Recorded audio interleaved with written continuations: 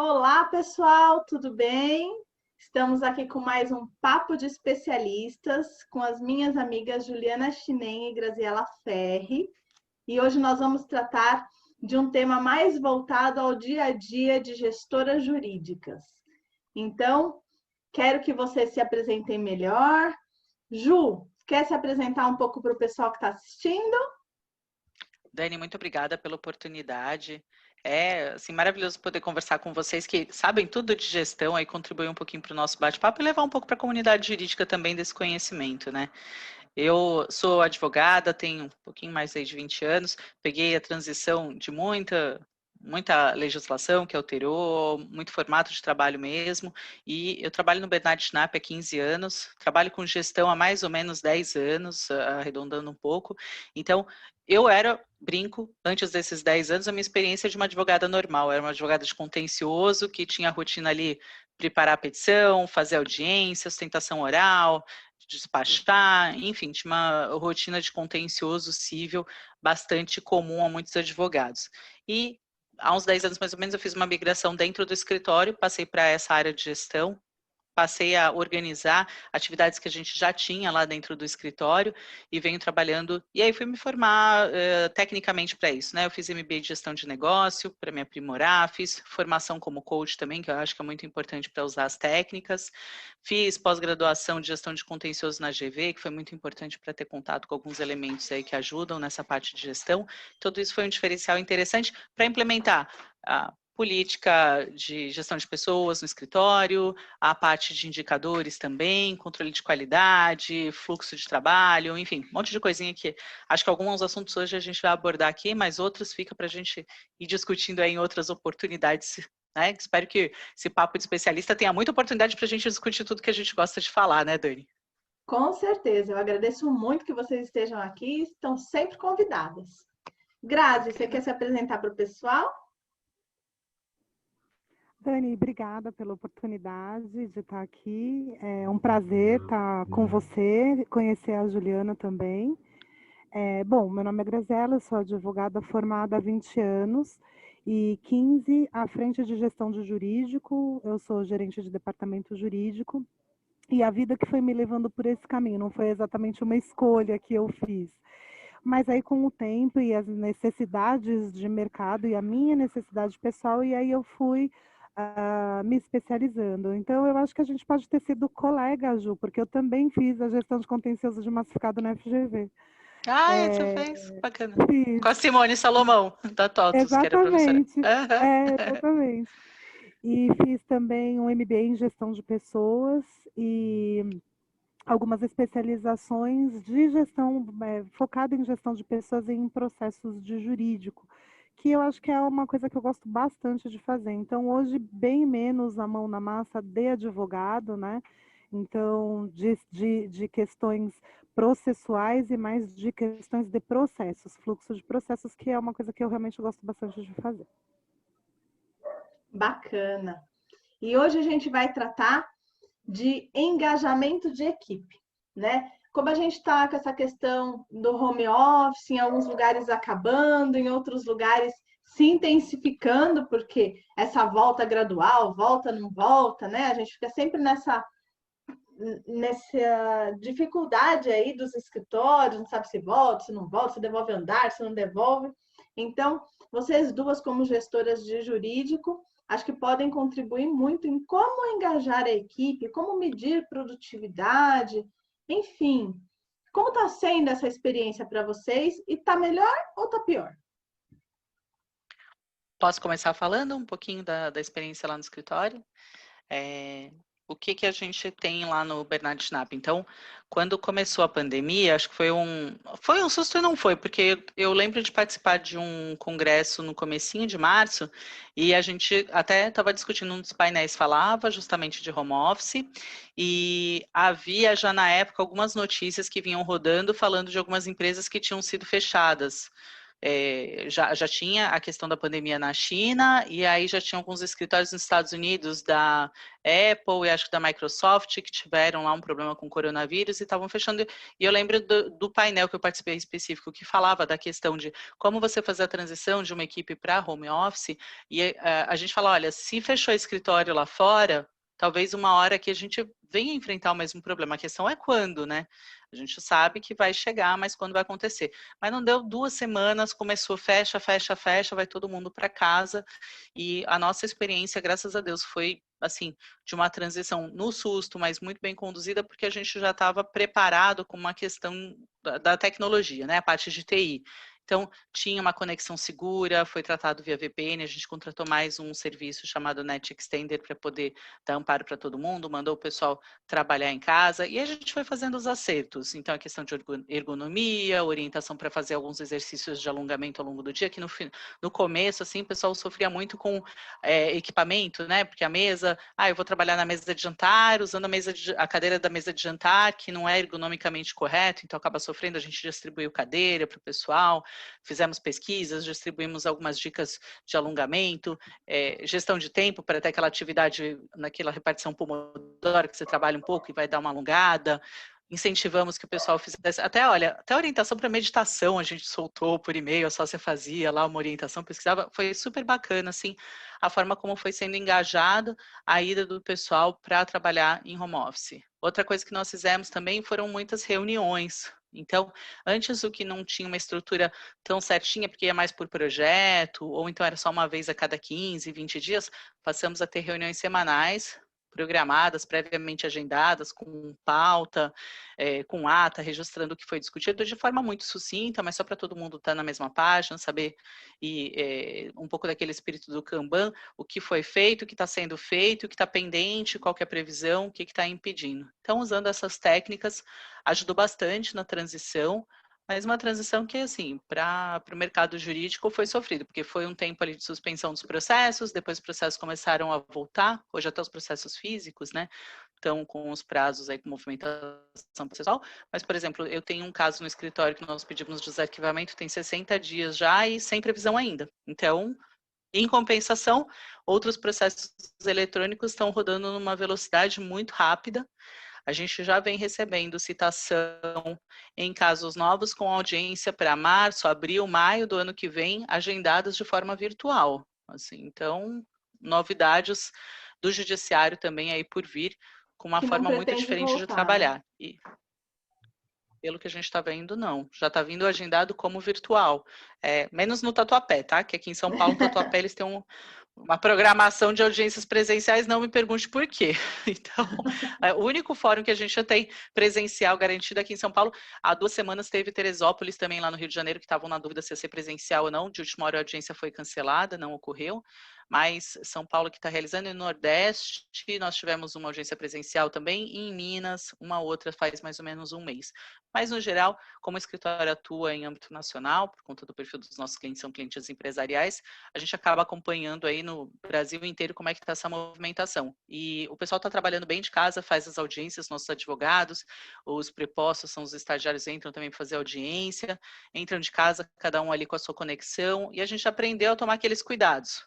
Tem ali o celular, para entrar como apoio, confirma o endereço antes, fica à disposição, esteja com o equipamento carregado, esteja pronto para se cair a energia, resolve assim, se cair a internet, resolve assado, tudo isso nós nos preparamos para, tecnicamente, atender bem a equipe, e acabou sendo uma forma de engajar também, mostrando que a gente está preocupado com o bem-estar de cada um, como é que está indo no trabalho, o que precisa para fazer seu trabalho. Então, tem sido uma experiência bastante interessante. Mas vamos ver como é que vai ficar, né? Nós estamos ansiosos aí também pelo ajuste de tudo isso. Seja pela vacina, seja pela melhora aí também, a gente está vendo, acompanhando que está tendo uma queda dos números de gente hospitalizada, né? E mesmo dos números de mortos. Então, torcer por uma melhora e uma retomada das atividades, que é bom para todo mundo. Bacana. E vocês, Grazi, como é que foi aí no seu escritório? Também foi pego de surpresa, né? Não foi exatamente uma questão que estava sendo já estudada e definida, foi feito a toque de caixa para que pudesse atender as questões de saúde e de vigilância sanitária. Mas eu acho que o importante quando você faz um trabalho, principalmente à distância, né, em home, que não é totalmente planejado, e manter o engajamento da equipe é você fazer a equipe se sentir pertencente àquele espaço, porque quando existe a questão física é um pouco mais fácil, né? Olha, o logo da empresa, ele está fisicamente na empresa com os colegas dela, então tudo aquilo para ela representa a empresa. Ela está na casa dela, com os familiares dela, com as atividades que são os horários dela, e fazer ela continuar pertencente àquela marca, àquela empresa, àquela cultura, que eu acho que é o grande desafio. E isso, porque se perde o convívio diário, né? E isso eu acho que dá para fazer se você demonstrar para a equipe, e isso vale para qualquer nível de hierarquia, que o trabalho, a atividade em si é importante, a atividade que aquela pessoa faz, ela é importante, ela é necessária, e os alinhamentos para que ela entenda que nada mudou. Tudo aquilo que estava sendo feito presencialmente vai continuar sendo feito à distância, talvez até com mais engajamento, com mais necessidade de empenho, porque ela está à distância. E para que essa produtividade, né, não se perca, para que a pessoa mantenha o engajamento e não perca a produtividade, eu entendo que é necessário uma medição de produtividade efetiva, eficaz, e isso envolve tecnologia geralmente, né? Mas é necessário que se meça se aquilo que era produzido antes ainda está sendo produzido durante. Assertividade na cobrança das atividades, então, para que a pessoa saiba que aquilo que ela vai fazer vai ser cobrado, né, que vai ser visto, que ela está sendo vista, que ela não está esquecida, tanto do lado positivo, de ainda agregar, sendo parte de uma equipe, quanto do lado de cobrança efetiva daquela produção, ela saber que tem alguém olhando aquilo que ela está fazendo, né, os relatórios, as medições de efetividade e efetivamente aquilo que ela apresenta de resultado, seja esse resultado o resultado da empresa, o faturamento, o resultado do cliente, mas aquele resultado que foi dado para ela tem que ser atingido e tem que se entender. Por que não, eventualmente, caso não aconteça, e no sim, uma comemoração em grupo, à distância, mas manter esse lado positivo de que todos saibam aquilo que está sendo feito. Eu acho que o desafio nesse período, na verdade, é a comunicação. Eu acho que comunicação é um desafio sempre, né? Acho que 2 seres humanos, até sair daqui, né? O que eu estou pensando, para vir para cá, sair, atingir aí o seu ouvido e aquilo que você recebe, nossa, tem muito ruído, né? Quando a gente está fazendo isso, num momento em que todo mundo está apavorado, está ansioso, mudou, não sabe como vai ser o futuro, em que já gera uma insegurança em razão da situação que está se vivendo, eventualmente da situação da empresa. E as mudanças são feitas de forma radical, que foi o que aconteceu, então o cuidado com a comunicação ela tem que ser redobrada. Então, muito importante fazer as reuniões depois por escrito, manuais de convivência, manuais de procedimento, para que não tenha o mínimo possível de ruído na comunicação. Eu acho que esses foram os maiores desafios assim nesse período. Bacana. Vocês duas trouxeram nuances diferentes de uma mesma coisa, né? Preocupação com o colaborador, trazer o pertencimento do colaborador ali à instituição. E eu pergunto, para vocês manterem essa comunicação ativa, essas reuniões constantes, vocês tomaram algum cuidado e acharam interessante orientações como mantenha o vídeo aberto ou não, tanto faz, como a pessoa deve se portar em alguma reunião? Houve alguma consideração com relação a isso, algum panorama que as empresas deram para os profissionais, até ou alguma dificuldade de algum profissional, talvez com menos familiaridade com essas novas tecnologias, né? Que agora a sala virtual virou. A minha filha fez a live de aniversário, né? Então, assim, e ela tem só 6 anos. Então, virou básico para todo mundo. Mas e antes? Nós enfrentamos essa transição para grande parte ali da equipe já estava acostumada com a parte de tecnologia, a gente usava o Skype antes para comunicação, implantamos o Teams. Nós fizemos a configuração de uma intranet para o escritório nesse meio tempo, que ajudou bastante nessa parte de comunicação, definição de... Os procedimentos às vezes já eram conhecidos ou passados oralmente, mas como está cada um trabalhando no seu ambiente, foi importante colocar num lugar só e dar acesso, e reforçamos também a parte do treinamento para melhorar o alinhamento das equipes. Então, foi uma forma da gente manter a comunicação, a integração e também o engajamento das equipes para todo mundo remar para o mesmo lado. Eu gosto muito dessa expressão, assim, se você, quem já fez rafting ou já viu como é que funciona o rafting, o pessoal vai descendo, né, com um bote inflável a corredeira, se cada um remar para um lado, o bote gira e bate. Então, a ideia é, vamos remar todo mundo para o mesmo lado e você manter esse alinhamento é um desafio. A Grazi tem toda a razão, comunicação é essencial, seja um escritório pequeno ali com 2, 3, 4 advogados, porque cada um tem a sua carteira, mas se não se comunicarem, daqui a pouco não existe mais um escritório, e sim uma sala compartilhada, hoje uma sala virtual compartilhada, não tem sentido, né? Então, para quem quer trabalhar junto, ir para o mesmo lado e junto ir mais longe, precisa ter esse alinhamento, concordo? E esses foram os esforços que nós fizemos. Especificamente em relação às reuniões, nós fomos testando alguns modelos, primeiro começamos só com áudio, não funcionava tão bem, a gente sentiu que para aproximar um pouco mais a comunicação, ver como está o outro, como é que está funcionando, era importante a gente ampliar um pouco e superar essa barreira dessa comunicação 2D, porque a tela, ela tira muito da leitura que a gente faz, da leitura facial, da leitura corporal, dos gestos, às vezes da tom de voz, pode levar a interpretações equivocadas, mas fulano falou isso, será que ele quis dizer isso ou aquilo? A gente não consegue enxergar, né, o corpo todo da pessoa, não está na mesma sala, não tem o ambiente para interagir. Então, isso acabava exigindo um esforço um pouco diferente. Optamos, então, a câmera sempre aberta. Então, todos entram em vídeo na reunião, as reuniões são pré-definidas, então tem uma agenda, o horário já está reservado, então você sabe que naquele dia, toda semana, na quinta-feira, tal horário, no meu caso, eu tenho uma reunião toda quinta-feira às 10 com os advogados sêniores do escritório, então a gente sabe que todas as pessoas vão estar presentes, e quando eu vou organizar algum outro compromisso, eu já evito aquele horário, justamente para estar disponível. Aconteceu de eu ter uma audiência, por exemplo, numa reunião, no mesmo horário de uma reunião, aí eu não conseguia remanejar, porque era muita gente, eu fiquei ausente, mas depois eu fui buscar o que foi dito na reunião para poder me atualizar, para me preparar para a próxima. E esse tem sido o esforço também de todo mundo que está envolvido. E até aproveitando para falar um pouco de reunião, assim, de conferência online, que é algo que está aí na rotina de todos nós, eu separei aqui da Você SA, uma revista do mês de julho, já tem um tempinho, mas eles trouxeram umas dicas super interessantes. Tem 10 dicas aqui para conferências online e eu queria só citar 2 para ajudar no engajamento dos times, ou reduzir pelo menos o desgaste, né? Às vezes a gente tem muita reunião. E uma das dicas que eles falam aqui é para evitar a videoconferência consecutiva, para a gente dar um intervalo para o cérebro. Porque às vezes acontece da gente marcar, até por uma questão de foco, não, vou marcar meia hora de uma, meia hora da outra, aí você está fazendo uma videoconferência, está preocupado que encavala com o horário do outro, então você precisa cortar o assunto, às vezes não consegue concluir, e fora o desgaste, que é você ficar focado ali, fazer 2, 3 horas, às vezes com 5, 6 reuniões consecutivas, é bastante desgastante, mesmo que você não esteja liderando a reunião.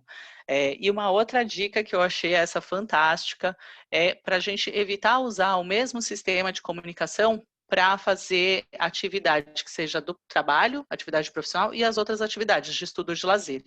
Então, por exemplo, eu uso o Teams no escritório e na pós-graduação também uso o mesmo aplicativo para fazer aula. E realmente você tem uma sensação de continuidade, que você não saiu, né? Você já não saiu do mesmo ambiente, porque você está trabalhando em casa. Então, eu estou aqui numa escrivaninha, preparada, com uma cadeira, preparada para isso, mas eu estou ali no Teams assistindo a reunião do escritório, participando, desligo, entre aspas, porque eu só troco o aplicativo para o meu particular para entrar no Teams da aula da pós-graduação. E aí pego lá 3, 4 horas de aula. Realmente é uma continuidade grande. A sugestão aqui da matéria do Você é que você use, por exemplo, vai falar com a sua família, usa um outro aplicativo de comunicação. É uma forma de você despertar e perceber que você saiu de um ambiente de trabalho e foi para um ambiente de lazer, enfim, de estudo, de alguma outra coisa mais bacana, mais interessante. Queria compartilhar aí com os colegas, quem sabe pode ajudar o pessoal a quebrar um pouquinho a rotina e não ficar usando o mesmo aplicativo o dia todo.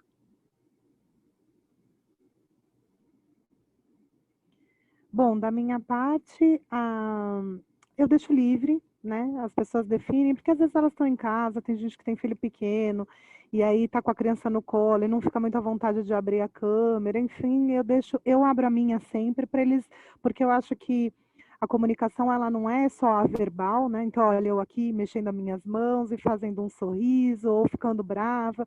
Eu acho que ajuda muito a visualização. Então, eu sempre abro a minha câmera, ainda que eu esteja em casa, com os cabelos para cima. Eu achei importante a equipe olhar para mim, ver como eu estou reagindo àqueles estímulos ou que eles estejam falando.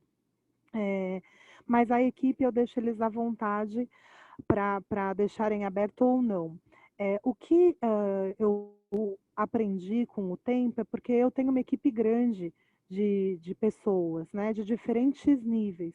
Então, ainda que eu vá dar uma reunião sobre o mesmo assunto, para, por exemplo, para 25 pessoas, eu não faço uma reunião com 25 pessoas. Eu prefiro fazer 4 pequenas reuniões com 5 pessoas de cada vez. Porque eu acho que com 25 pessoas eu não sei quem está cochilando, quem dormiu, quem não está prestando atenção, porque eu tenho estagiário junto com o advogado sênior, então a forma de falar, às vezes, para um advogado é super tranquila, ele está ali junto comigo e o estagiário está, o que ela está falando? Não tenho a menor ideia. Então, quando eu preciso fazer com uma equipe grande, que tem bastante diferença de formação, ou de tempo de casa, ou de entendimento, ou de área, eu divido. As equipes ficam um pouco cansativo para mim, que repito várias vezes a mesma coisa, parece uma perda de tempo, mas eu acho que a equipe ela pega melhor. Até porque eu direciono melhor. Quer saber? Vou falar só com os estagiários. São 4 estagiários, senta aqui, porque daí eu vou falar de outra forma. Agora eu vou falar só com os líderes. Então, é outra conversa, ainda que seja treinamento de atualização de sistema. O assunto é o mesmo, mas a abordagem é diferente. E com menos pessoas na reunião, eu consigo sentir, ainda que eles estejam fechadinhos, eu exijo que eles me respondam, eu pergunto para a pessoa, tá, tua dúvida aqui, eu acho que fica um pouco mais personalizado. Bacana, excelentes dicas, meninas. Gosto muito de conversar com vocês e eu acho que a gente vai poder agregar muito valor a quem está assistindo. Achei especialmente interessante essas vivências, né? Essa questão que a Juliana falou de trocar o aplicativo de conversa, eu achei sensacional.